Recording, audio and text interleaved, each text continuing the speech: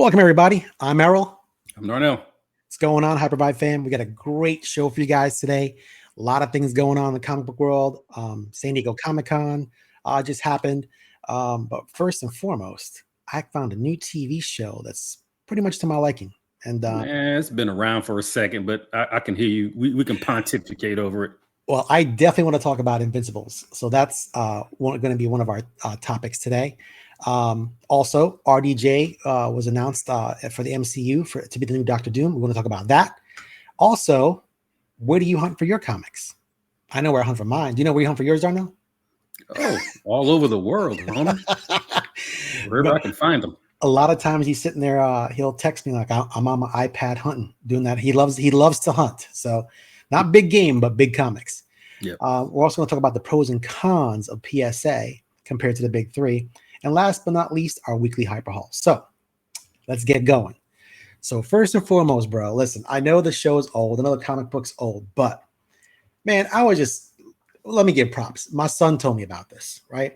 He goes, "Dad, you got to watch the show Invincible." I'm like, what the hell is he talking about? Like the comic? Like, because he's been bugging me like, "Yo, have you seen The Boys and all this?" I'm like, "Yeah, I watched The Boys." I'm like, "Why are you watching The Boys? You know, supposed to watch that stuff." But anyway, so he got me the Invincible. And let me tell you something. I just want to say, clap. Another great Robert Kirkman book. And I know the book is not 100% the same as the TV show, but I've heard Robert Kirkman talk about it, and he's done his best to kind of make it as close to the comic as possible. So listen, man, there's a lot. If you guys haven't seen Invincible, you guys got to check it out before I even get into details of it. Have you seen it, Darnell? Yeah, I watched first, second season. They had like a spinoff to it. I didn't really kind of watch the whole thing. And if I did watch, it was a little bit unmemorable that I can actually, I'm recalling some great stuff that I watched.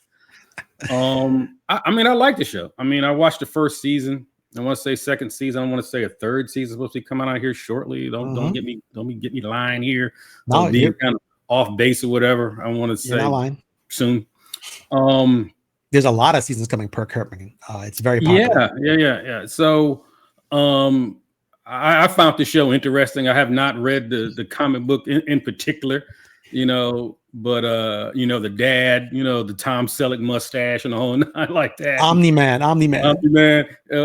Come to realize that, he was the villain of the show and everybody kind of thought he was the hero of the show. Oh, he must have been mind controlled or something like that. How could he kill everybody? Like, nah, no. This was an overall plot/plan from what do they call the Vitramites or Vigramites or something like that? Vitramites. The Vitramites. So, I kind of like the aspect of the different worlds and stuff like that. Like, one of my favorite episodes was the one with the aliens that kept coming back. And every time they came back, they had newer technology and stuff like that. But they kept getting beat to the point like, man, you know what? I'm just going to go there and just exterminate them all, right?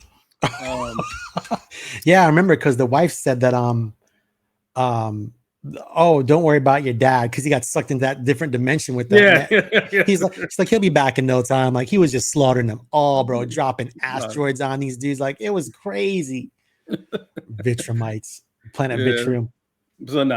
I have not catch up. Maybe a couple of episodes into the second season or whatever. But that was a while ago, right? That was a while ago, But you're always late with TV shows and stuff like that, man. It's like pulling teeth. Hey, man, I remember when it's like trying to get you to watch Game of Thrones. Oh, man, I can't watch that. Then now all of a sudden you start, well, hey, man, I kind of like this. I'm like, dude, you're like 10 years ago. You know what I'm saying? But you know what? So while everybody had to wait for seasons to come, I could just what's that word that they call it when you watch like the whole show? What's this? Binge watching. I could binge watch the entire damn thing for about a month, a couple weeks. You about as bad as Gary. You know what I'm saying? Trying to tell, hey, Gary, bro, hey, man, you really like this? Oh, no, man, whatever. Then all of a sudden I get a text, yo, bro, man, this is the coolest thing ever. I'm like, dude, I told you about that 10 years ago, man. It's like, all right, man, you guys just hard-headed, man. I've been trying to keep you guys up on game and stuff like that, and you guys be late to the party. I know. I just, it wasn't until my girl sat me down. I think I was sick one weekend. Believe it or not, I was actually sick. I was on the couch. She was taking care of me. He's like, we're watching Game of Thrones. Like, nah, please don't put that on, please. And because I was that in my weakened state with the flu and whatever I had, I watched first episode. Well, it's all right. And then by the time they killed Ned Stark, I was like, yo, they beheaded this dude. I mean, it happened the same way with me, right? I'm like, yeah, I don't know about this. And then the first season was out for a little while. Mm-hmm. And then I was like, you know what? I'll watch it. And when they took Ned Stark's head, I'm like, oh, this is my show that nobody is safe, because that guy, what's his name? I can't remember the actor's name, but he's like an A-lister, right? Especially back then, he was doing a whole hell of a lot. Like, right. Dude, we ain't even halfway through the season. This guy's dead. Who else is on the chopping block? So right. So I found that show pretty good. But Invincible is good. It's pretty good. Invincible's #1. The comic book itself, the first print, man, that thing is like $3,500, $3,500. Like it's a real book. You know what I'm saying? It's like, okay, I'm not sure exactly about how the rest of the series kind of plays out as far as the comics, as far as price wise. Right. But Invincible #1 is like extremely pricey. It's up there. Yeah, I tried getting that book. I was like, yeah, because when I saw the TV show, like, man, I need to cop this #1. Man, I looked at it, I'm like, yo, are you serious? Yeah, you're right. It's like $3,800. It's crazy. So yeah, that's gonna have to take a little bit of time, but I will put it on my want list. That's something I'm gonna get. So, but yeah, guys, check out Invincible if you haven't. If you've already seen it, then sorry. I know I'm late to the party, but man, I love the storyline. Didn't mean to give away any plots if you haven't seen it yet, but check it out. It's on Amazon. It's really good. Season 2's out, and there is a spinoff. So cool. Invincible. Check. Let's talk about. let's so you got a little list there checking out what we're going to talk about? Just check. I want to check. Right. I can't believe now. RDJ, per the announcement at San Diego Comic-Con this past week, is the new Dr. Doom. What are your thoughts on that? I have my feelings, which I'll get into. I want to hear what you think about that. I mean, I got kind of like mixed thoughts about it. I really believe that RDJ is one of the best actors of our time, right? He's just a fantastic actor, especially when it comes to different characters and stuff like that. He really gets into it. Now bringing him back as Dr. Doom, I just see Disney / Marvel like just being really desperate to reinvigorate their brand. And I'm gonna tell you right now, and I told somebody else that, RDJ is he's gonna take these guys at cleaners. You know what I'm saying? Probably north of $100 million. He's gonna ask to do this, plus some points on the back end or whatever and stuff like that. I'm not sure if that juice is really worth the squeeze, right? To bring him back and some sort of some alternate Tony Stark that's Dr. Doom or whatever. I really think they're just kind of reaching a bit, but it's not that I don't want to see him portraying as a character. I think they could have just been better. I thought that the whole Kang thing had some legs up until Ant-Man beat him up. You know what I'm saying? It's like, okay, he's not considered like the big baddie or this ominous character, ominous villain, like Thanos was. You just never got that feeling. Then of course, old boy want to be beating women up and having issues like that, to not, try to help with that. Right. No, that definitely didn't help. I saw an article today, as a matter of fact, on Google, where he has remorse,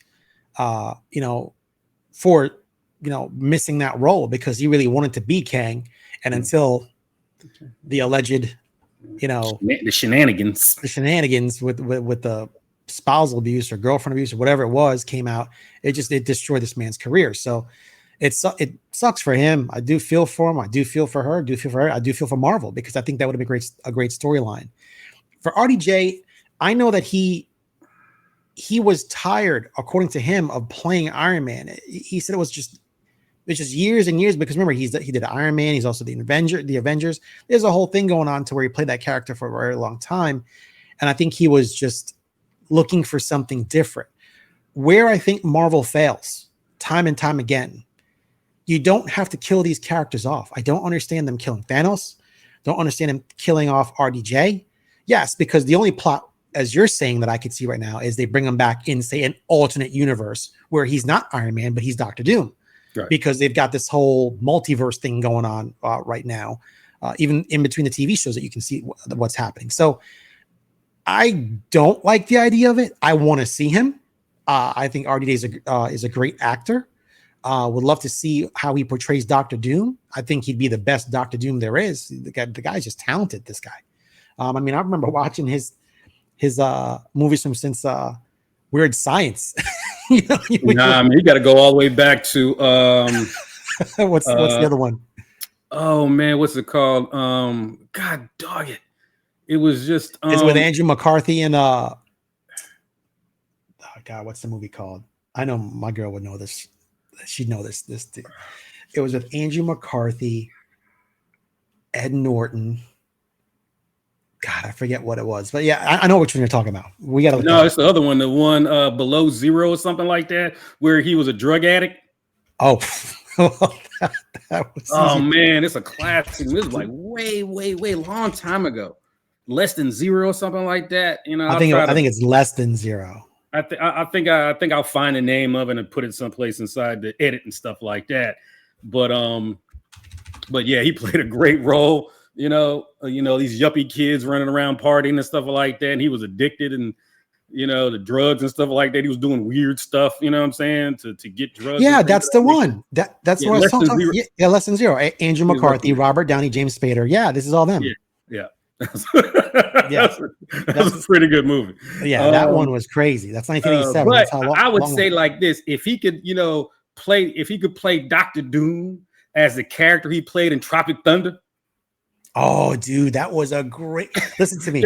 that he's he's like that character, but Dr. Doom. That would be insane, dude. That would be insane. Chop. No, there's some real shit going on here, man. Yeah, dude. I didn't appreciate that movie when I first saw it, and I watched it again one day, and I'm like, dude, this is brilliant. Like this is. He was brilliant in that movie, man. So I was like, yeah. So if he could play that character as Dr. Doom, oh God, that'd be off the chain. That'd be funny. That'd be off the chain. But I mean, I wish Marvel luck of trying to get their course again, but they're bringing back the Russo brothers, right? Right. The Russo brothers left, and they went and did a Netflix deal. They were doing stuff with Chris Hemsworth and Extraction and stuff like that over on Netflix. But they did say that they would come back if they could do Secret Wars, right? Right. So the Russo brothers are back. So hopefully it will have a little bit more story continuity than a bunch of different directors putting stuff together and they're trying to hodgepodge it all together. So I agree. I mean, they got a couple other movies, Brave New World, the Captain America. I'm not sure. I'm not sure if that's. I mean, it looks okay. You know what I'm saying? But I still like the other Captain America. Them the whole Falcon Captain America thing that really never appealed to me all that much. Right. See Harrison Ford in a comic book movie that might be interesting. And they got the Thunderbolts coming out. You know what I'm saying? So I mean, I'm not sure. I'm just really not sure, because you think that Marvel got a winner, then all of a sudden it's like, for real, fumble. You know what I'm saying? Fumble. They just mess it all up. Then plus, they're really utilizing these some of these B-list and C-list characters. Right. More grounded characters, right? Because grounded characters are easy to do, right? Characters that fly, shoot laser beams out of their eyes and stuff like that. That's real money. But characters like Black Widow, a lot of the human characters and stuff like that. It seems like they kind of gravitate towards them a little bit and stuff, because they're just kind of easier to do, right? Right. They talked about bringing Sentry. Centering into this. I like to see how they do that, but who knows? Am I excited? Not necessarily. Am I interested? Oh, of course. Yeah, I am. Yep. Nice.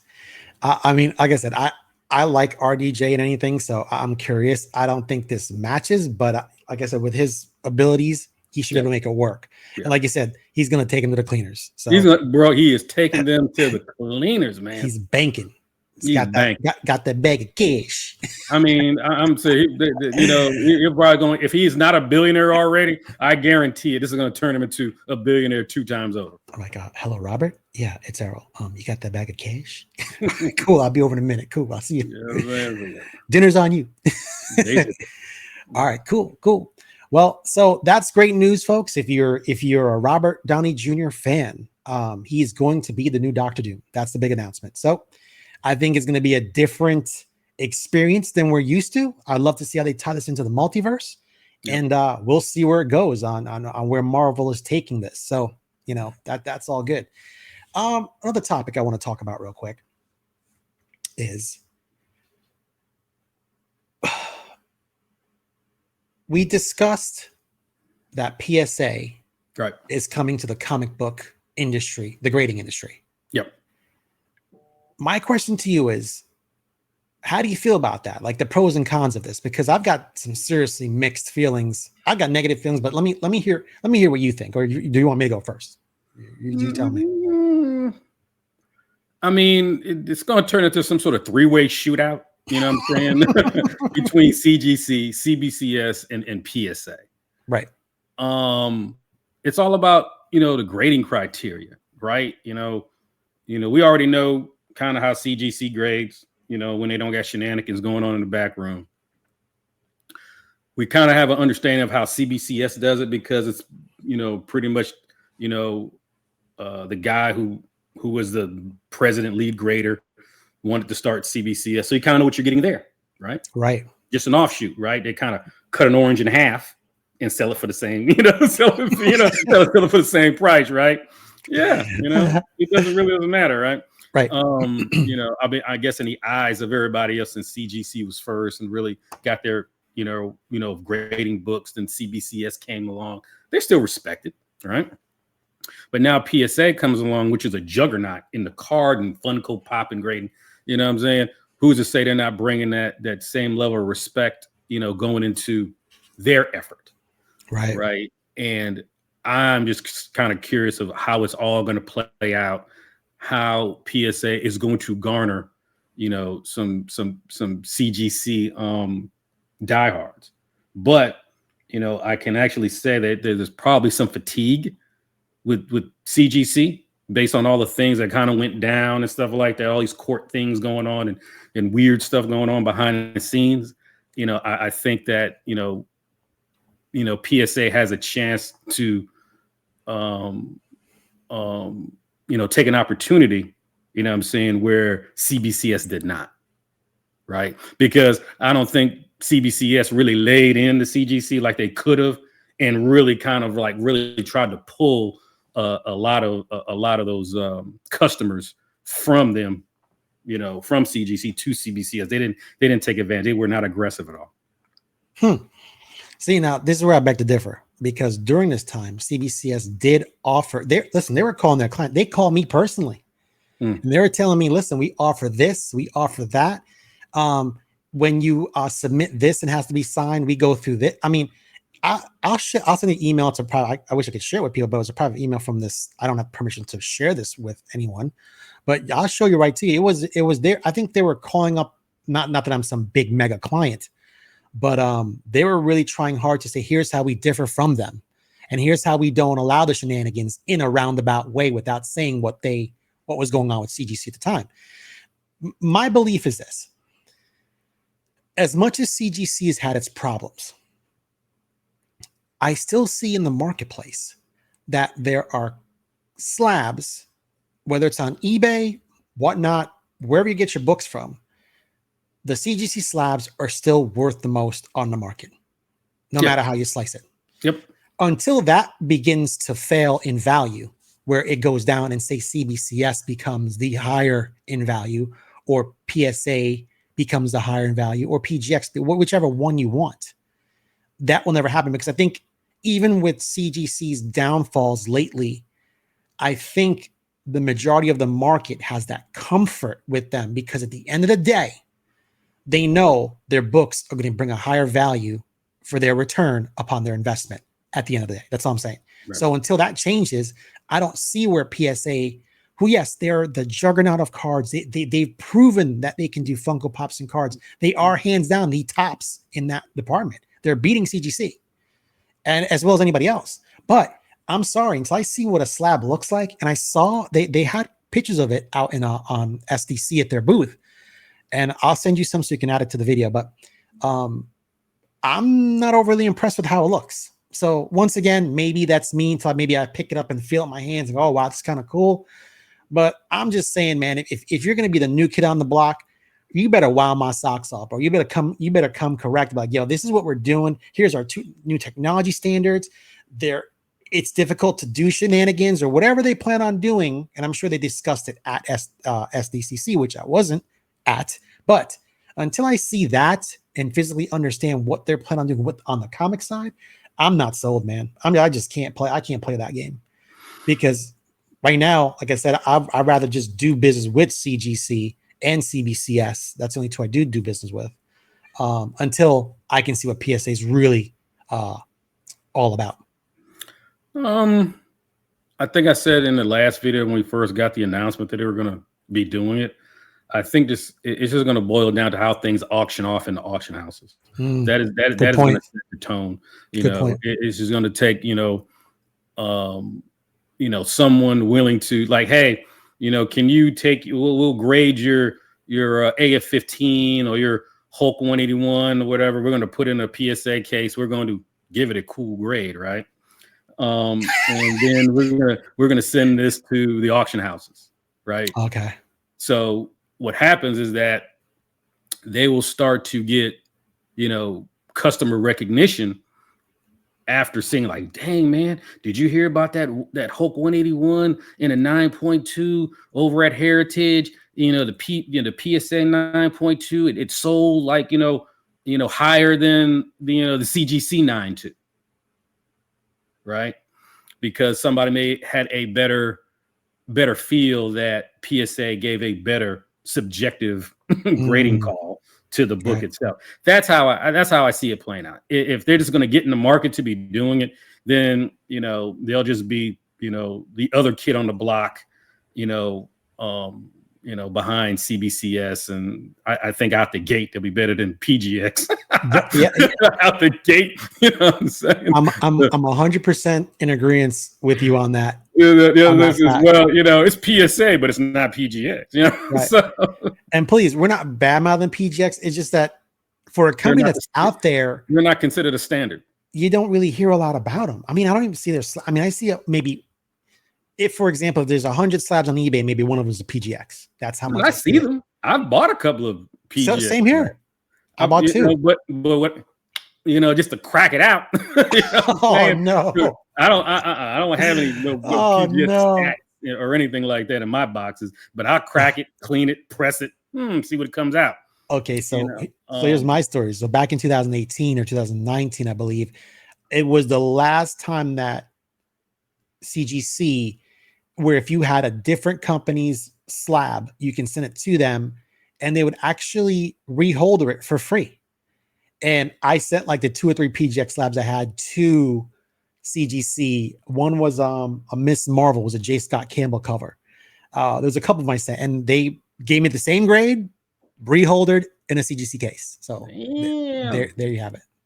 Yeah, now you have to pay for that, but before they used to do that for free. I'm not sure if it's even still available. Yeah, but I've gotten like some PGXs on the low, what I'm saying, in a bundle or something like that. I haven't been just hunting for them in the wild and stuff like that. Says, hey man, let's see if I can buy a cheap PGX and see if I can get a come up. I really don't take too many risks like that. I hear you. Which leads me into the next segment. Bam. Where do you get your books? Where does everybody get their books from? Please, I would like to know. Darnell would like to know. But first, we'll share with you where we get our books from. Want me to go? Where do you get your books? Where do you get your books from, man? From under your bed? So the majority of my books I procured over the lifetime that I've been collecting comics. When I very first started as a child, as a pequito bebe, was there was a supermarket called Pathmark Supermarket in New Jersey. I'm not sure if anybody's aware of it. It's probably now called Stop and Shop. But they used to have the newsstands, the little wire mesh stands, and my parents would go grocery shopping, and I'd pick up like Batman, Superman, G.I. Joe, Transformers. Those original 4 books, that's all I read.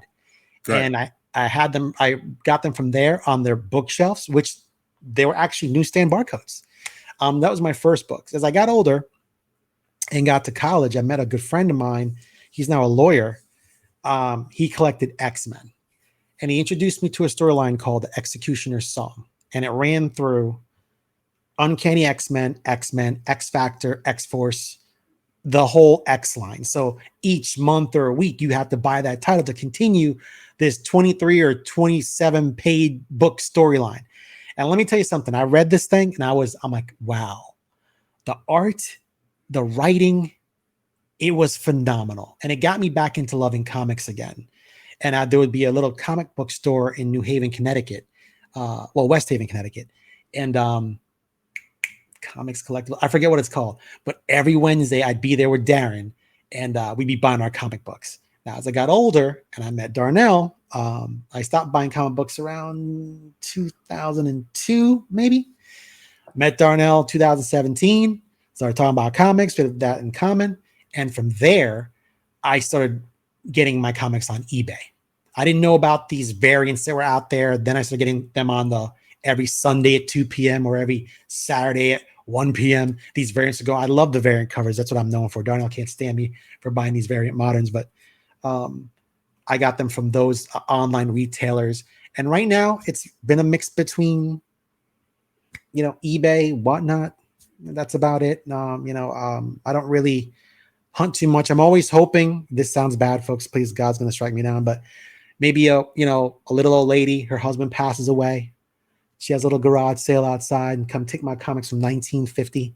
And I give her $20 and I laugh all the way to the bank, but I haven't been able to find that yet. So, oh, bro, you evil dude, bro. You just burn that lady. The lady have a box of AF-15, some Journey to Mystery, whatever, and stuff like that. I give her a couple hundred. What do you want from me? And then you try to run off for $20. Ooh, you cold-blooded, bro. That's some dirty fool right I'm hoping she had a bad relationship with her husband, and this is to spite him, just to get rid of those books out of her attic. You know what I'm saying? I wouldn't do that to anybody. You know what I'm saying? Because I wouldn't want nobody to do that to me. I'll give you $20 for this. Man, it's like $30,000-$40,000 worth of books in there. Like, one of the books is damn near worth $100,000 by itself, right? Like I said, I haven't had the luck to even find one of those little old ladies. So yeah, keep playing the lottery. Keep playing the lottery. You probably have better luck. As far as me, I mean, I'm all over the place when it comes to hunting for books and stuff like that, right? He's all over the place. He's all over. All over, you know what I'm saying? So, where I'm at, they have like a bunch of these little smaller Comic Cons and stuff like that. I used to go to those a lot. Okay. There's one called Schaff and some other ones, right? But as I got mature, in comic book buying, a lot of times, most of those dealers and stuff like that don't bring out the premium stuff, right? Just have just a bunch of rags for me, right? Because, I'm always hunting for like ultra high grade, if I can get it, or, certain books, even though they could be mid-grade or it's really expensive books. So very few of those dealers actually bring that stuff out, and they'll bring it out at the bigger con. So I'm at some of the cons too, mostly selling, not necessarily buying, right? I find a lot of good deals on Facebook, through private, kind of like person to person type stuff. There's a couple of guys had some pretty good shows that I bought some stuff on. I actually buy a lot of stuff off of Instagram, to tell you the truth. A lot of guys, there's a big, strong community there of guys that are, kind of collector sellers and not just say like dealers. You're never really going to get a good deal with a dealer because it's their business. Right. You usually get better deals with, people who are, using the comic books to push their investment forward. Hey, I'll trade you this one for that one. I'll give you this one plus extra dollars for that one. So, I find myself in a bunch of situations like that. Yes, I still find eBay deals and stuff like that. They're a little bit much harder to come by. for the simple fact that, you know, they try to tax you with the, you know, because fee baby hitting you with all those fees and stuff like that. And, you know, so, you know, I have to really do a lot of math, you know, especially when you're looking at fair market value or kind of how things were selling. And then, you know, eBay wants to charge you, you know, or they want to tax you for the entire amount, right? So say the book is $10 and the shipping is $5, you know, eBay is going to, you know, give you a culmination of the state tax of the shipping and the product itself, and then try to hit you. It's like, God, dog, you know, depending on the book, you can add another $200-$300 under the book, right? So, yeah. So it's like a, you know, a lot of movement going around. And then, you know, there are a lot of private collectors or private dealers. You know, they're not so much like advertising, but they send me emails and stuff like that. CGC's their little dashboard, their little market board and stuff like that. You can actually find some pretty good deals there. Oh, I didn't know that. Oh yeah. You know, I haven't bought anything lately from there, but for a while I was getting a majority of my books from off of there. I've gotten some books off of Craigslist and stuff like that. I don't do too much Craigslist anymore. You know, one time, you know, went to a guy's house, ended up in his basement. It was like one of the scariest days of my life, man. You know, like, the books are right down there, you know? Oh, yeah, okay. Then you open the door, man, and it's like, kick you down the stairs. And no, man, you look at the light, man, and it's like, you know, just look like Amityville Horror or something like that, man. It's Jesus. like, you want me to go down there? You know what I'm saying? It's like, is there a light? You know? So, you know, I really quit that. Yeah, that's crazy. I see them on Facebook Marketplace too, doing that. But I usually say I'll meet you someplace public, like you want to meet at the mall. But some of these people that have huge collections, man, you know, what they're gonna do, you know, bring, you know, 30 long boxes to Starbucks or some police station or something like that. Right. So, you know, sometimes, you know, make sure you conceal carry. Your CCW is still good, you know what I'm saying? And you probably be all right, I guess. But nice. But what I can say is I had a good hunt in the wild just recently. Just last. Tell us about it. Where'd you find them? I was in Hawaii. What? Yep. Just got back from Hawaii, was doing some business out there. And every time I try to go someplace, I try to find time to kind of drive around, you know, get in Google Maps and stuff like that and try to, you know, see what's going on. I can actually say that at first I went to a couple of stores and I'll kind of put some information in a video later on. Okay. It looked weak, bro. And I actually lived in Hawaii for a while, but I wasn't collecting. I wasn't collecting comic books then, right? So I wasn't really kind of, you know, I love comics, but I wasn't collecting. Okay. So now I go back, it's like, man, the pickings were slim, man, because they were like in the middle of the South Pacific on this little island, you know, and it's probably the same people selling the same books to one another, unless somebody kind of buys something from someplace else and tries to pan it off on somebody. Right. So I was going in there. I went to 2 shops, and one shop was being kind of, you know, a guy was renting a little space in the back of a card joint. And then I went to another spot where, you know, he had, you know, a little bit of real estate, not a whole hell of a lot. Everything's all kind of piled on top of each other. And the guy's also trying to sell Funko Pops. Really nice guy. At both the places, the guys were really, really nice, but, you know, they did not have a wide range of stuff, at least stuff that I was looking for. A bunch of the modern stuff, a lot of the bronze stuff, you know, copper stuff, they, you know, had boxes of it. But when it came like to maybe pre-code horror or extremely high grade Silver Age or anything like that, right, it was kind of weak and stuff. But what ended up happening is that, folks, there's a but. There's a but right behind the hotel that I was staying at.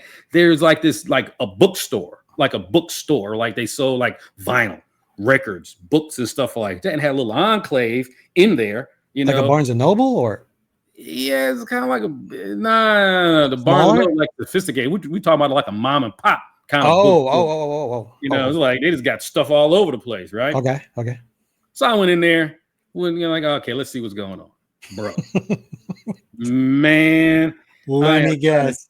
What'd you find? Like a giant size X-Men #1? No, man, I found a whole bunch of stuff. I'll put pictures in there in the video and stuff because it's like, you know, can't. So you found the grandma I've been looking for, that the husband passed away, but Dude, they were in the bookstore. You do a lot of modern stuff, right? Man, you would have not left this place, man. And the stuff is like I guess the people got it from maybe a comic book store that closed or something like that. They just had inventory. Some of the stuff didn't even have boards, but the stuff was still mint.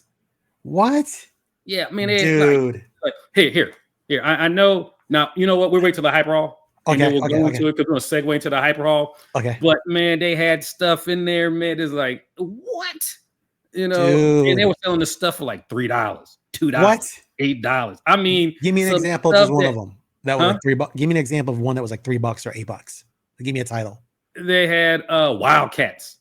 Number one, the Jim Lee book. The Jim Lee one. And they sold it like for $3. What? And it was near mint. It was mint. It's like, dude, you could probably send it. They had like I said, fans, people. I'm gonna put the I have some pictures that I took while I was there going through the stuff. It was amazing, bro. Dude. Some place like that could not exist where I'm at because the comic book, the comic book nerds and stuff like that would have ransacked that place, man. It'd been done. Even me. They had Bronze Age X-Men, like we're talking about, like in the 150s through the 170s. The stuff was like pristine. What the hell? $4, Dude, $2. I gotta get a ticket to Hawaii, man. I'm missing. And you know me, when it comes to comic book condition, there's no hyperbole with me. It's either what it is or it's not. And that stuff was like, some of that stuff I would have bought, but it was like some of it was like, a mix of both direct and newsstand. Oh, and you like newsstands. And I like newsstand, but they had this stuff in there, bro. But you know what? We can actually kind of segue into the hyper hall, right? Okay. And I can share some of the stuff that I got. All right, let's do that. Let's and folks, welcome to this week's hyper hall. Yeah. We're gonna continue with Darnell. This is crazy. So just please understand what's happening if you guys missed it or you're watching this later, you started off or whatever. So this guy went to Hawaii, which he told me he was going away on business. I forgot. But I guess in the spare time that he had, he went hunting for books, couldn't find any, and he found one at a place behind the hotel he was staying that was basically a mom and pop bookstore that, according to Darnell, has near mint to mint stuff that seems like it's uncirculated, which is every comic book collector's dream right now, is to find that beautiful, gifted plethora place of holy books that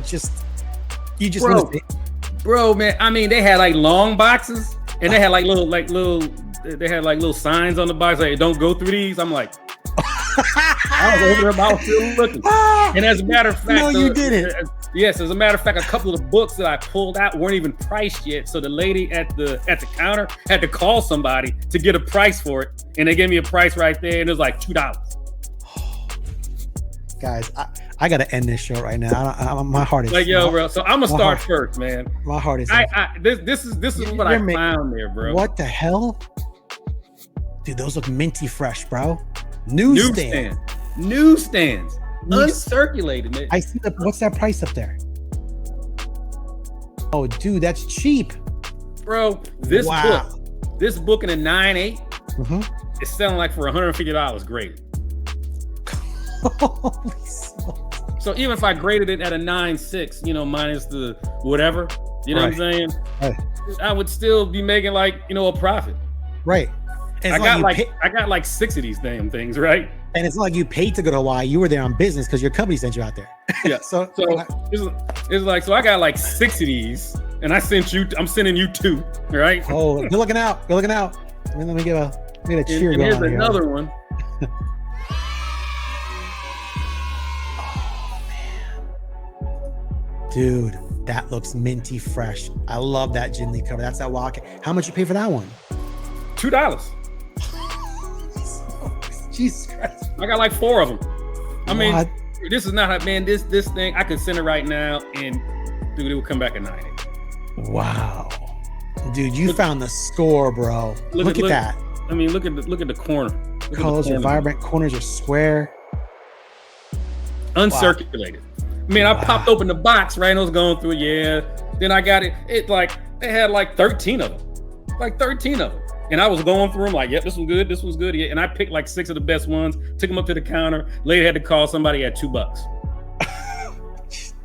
That was the first comic book sale to have like 100 years. Like, who's buying comics? And dude, I think I told you, it's like, damn, man, I should stay another day, man, because, man, I was going to go, I told you that I was going to go back to the guy and like, hey, man, can I get a folding chair? And I'm just going to sit here and go through all these boxes, and I'll probably spend $600 with you, you know, at $3, you know, for the book. So I'm going to spend some big money, and I'm just going to sit there and just go through. And they had like some stuff. Man. So, yeah, it was pretty cool. It was pretty cool. If you go back again, you know what you got to do, bro. Bring it. Put a suitcase inside of a suitcase, and just pay the $30 for the extra baggage fee, bro. Yeah. What you got? So not much this week. Got some Del Auto Transformers. Got Megatron right here. Yep. Got a little shirt in the back. Carnal. Dude, you ought to buy stock in that company, man. Every time I turn around, you buying something from these guys. Here's Optimus Prime, Del Auto. Optimus Prime. Mm-hmm. Got let me see here. Got a Vampirilla, Sacrificial Annihilation number 2. So it's a foil. No, sorry, Lady Death. Okay. A little Lady Death action. I don't like shiny shit, man. And last but not least, I just picked this up because I just like this yellow cover. It just makes no sense. It's G.I. Joe number 38. Oh yeah, that's a nice one. Hey, newsstand. Hey, that's what I'm talking about. You know, so I just love this yellow cover, and it's I mean, it's not a 9, it's probably like a 9.6, but it's just the color's so vibrant. A lot of them fade after a while. This is an old ass book, 75 cents. It's an old ass book. It's been around. So that's my hyper haul for the week. Well, I got an unboxing when I got back from Hawaii. Okay. Box sitting there. Nice. Let's see what you got. See the goodies. I can do this one live because I've bought from this guy before, so it's not going to be. Oh, you know, it's not going to be a brick? No, toaster or something like that. Here comes the toaster. So, I have like a bunch of books coming, but you know, they arrive in different stages and stuff. Arrive in different stages. So let me see. These are pretty nice.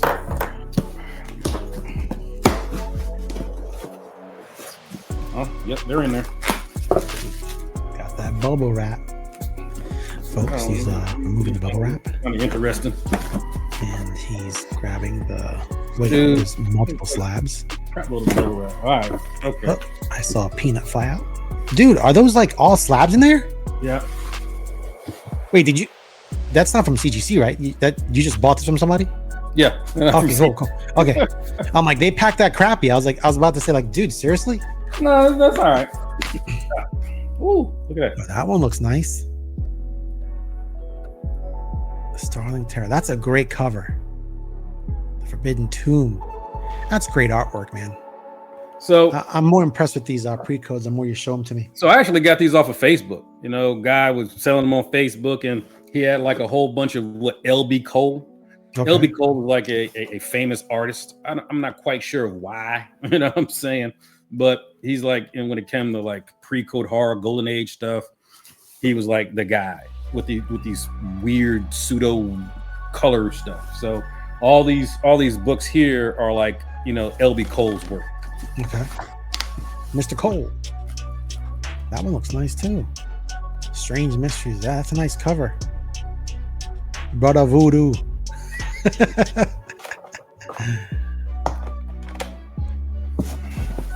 Brother Voodoo. Yama, yama, yama, yama. Shocking Mystery. That one looks pretty cool. Yeah, nice artwork, man. I like the boat. Is that guy holding on to a buoy for his dear life? Yeah, and then the guys got like aiming guns at him at the same time. So stay still, Jit. Keep shooting. Keep looking. If he keep looking at that boat, he's probably drinking more bullets than water. Jesus. Oh, I love that color. I love the red from back in the day. Strange Mysteries. Man, that red is still vibrant. Yeah, That's pretty good. Like I said, all these are LB Cole. I think there's one more in here. Man, got all the good stuff. Pre-code. There's that red again. Blue Bolt. Nice. I like that one. My man's got the little dinosaur's got the girl in her hand, almost like King Kong almost. And I get these guys are trying to get her back, huh? So I got them at a good deal. This is like a little bundle deal or whatever and stuff. I'm not sure if I'm going to keep them. I mean, LB Cole is cool, but not really necessarily my artist of choice. Right. I kind of like Matt Baker and AC Hollingsworth and some of those other guys a little bit better because they were just drawing like female anatomy and stuff.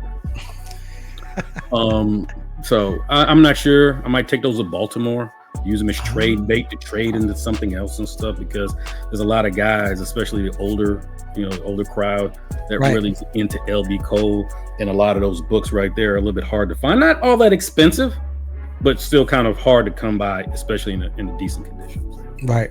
They look good. I mean, I can't see their flaws because I'm not there, but they look pretty good. They ain't no 9/8 or anything like that, but a lot of when it comes to Golden Age and pre-code and all kinds of stuff like that, it's about how the book looks, saying does it present well? Right. So that's me. That's my hyper haul. That was one I had that's been coming for a while. I guess the guy finally got it in, and it finally showed up at the doorstep. So nice. And of course the ones I picked up from the little mom and pop joint. Nice. It's a good haul. It's a very good haul. It's a very good day. Well, listen, man, I'm glad to have you back. I know you were gone for a little while, doing your work out there. So I'm glad you found that little spot. I mean, like I said, you ever get to go back, I just bring an extra carry-on bag or something, just stash some comics, because I guarantee those will still be there. I guarantee if you do go back, they will be there, because somebody doesn't know, well, damn it, once they see this show, there's people in Hawaii. Shit.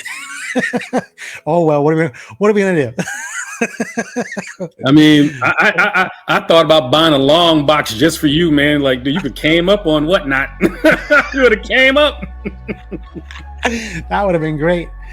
I wouldn't have sold for $1 though. Hell nah. You know what I'm saying? Some of them $20 starting auction. Yeah. That's what I want. I want to get multiple books like that. That's crazy. So, anyway, folks, listen. We appreciate you guys for watching. You know how we do it. We try to just give you guys something entertaining, fun to watch, listen to each and every week. Keep you guys updated with what's going on out there in the comic book world, music, television, movies, TV, art. It's what we do. So we're going to think of some different topics next week. We're trying to actually test drive a couple cars. Yep. It's been difficult because the cars that we want to drive, we have to kind of convince the dealerships to kind of let us take them for a spin, but we'll see what we can do for next week's show. But definitely want to do something with technology and cars next week, and obviously our weekly hyper haul. So I'm Errol. I'm Darnell. Thank you so much for watching. Remember to like, subscribe, and comment, and we will see you next week. Stay tuned for Hyper Vibe next week. Peace.